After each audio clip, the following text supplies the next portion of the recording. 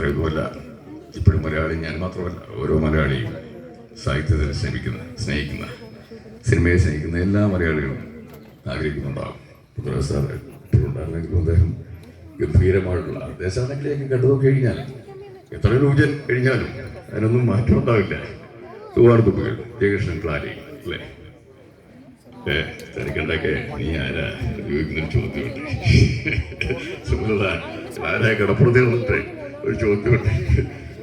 അങ്ങനെ ഒരുപാട് എന്തായാലും ഇദ്ദേഹത്തിന്റെ വാക്കുകൾ കേട്ട് ഞാൻ ഇങ്ങനെ ഇരുന്ന് പോകും. പലപ്പോഴും ഞാൻ ചിരിക്കുന്നതിന് ഭാവിച്ചെങ്കിലും സത്യം പറയാം കാരണം എത്ര പ്രാവശ്യം ഞാൻ ഇദ്ദേഹത്തെ നോക്കി തൊഴുതു.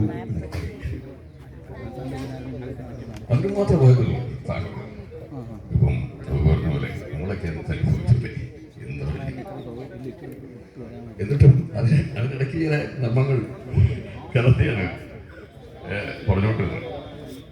ഒരു പാമ്പിന് പോലും എന്നെ വേട്ടയാണ്. എത്രയോ പാമ്പുകളെ ഞാൻ തല്ലിക്കൊന്നു, ആടിനെ പതിനേക്കാൻ പാമ്പുകളെ ഞാൻ തല്ലിക്കൊന്നു.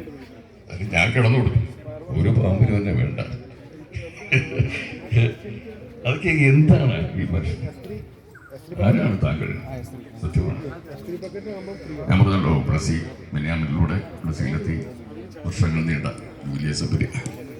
ബ്ലസി മുടങ്ങാതെ എല്ലാ വർഷവും ജനുവരി 20 മുതൽ 25 വരെ നീളുന്നതാണ് പൃഥ്വിരാജൻ അനുസ്മരണം. എല്ലാ വർഷവും 33ാമത്തെ അടുത്ത് കഴിഞ്ഞത് എല്ലാ വർഷവും മുടങ്ങാതെ. കാരണം ബ്ലസി വന്നേ ഉള്ളൂ. കാരണം ബ്ലസി ക്ലാപ്പ് കൊടുത്ത് തുടങ്ങുന്നത് നമുക്ക് ഓർക്കാൻ മുന്തിരി തോപ്പുകൾ എന്ന സിനിമയിലൂടെയാണ്. നമ്മളതിനോടൊപ്പമാണ് ബ്ലസി വർക്ക് ചെയ്ത്. പിന്നെ 3ാം ബുക്കും കഴിഞ്ഞിട്ടാണ് പിന്നെ ലോഹിയേട്ടൻ്റെ കൂടെയും സുന്ദർദാസിൻ്റെ കൂടെയും മേടിച്ചിൻ്റെ കൂടെ വേടുന്നാവുകളുടെ കൂടെ ഡാൻസ് എലവനെ കൊണ്ടാണ്. അന്ന് മുതൽ ഞാനും ബ്ലസ്സിയുമായിട്ട് അത്രയും അടുപ്പമാണ്. പക്ഷേ ഈ കണ്ടെത്തൽ എന്ന് പറയുന്നൊരു വലിയ കാര്യമല്ലേ. അദ്ദേഹത്തെ പോലത്തെ മനുഷ്യനെ നമുക്കൊക്കെ കാണാൻ പറ്റി. അദ്ദേഹം അനുഭവിച്ചത് നമ്മൾ പറഞ്ഞു.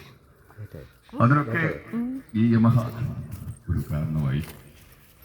എന്തായാലും മധു, സുരേഷ്, ബാക്കി എല്ലാ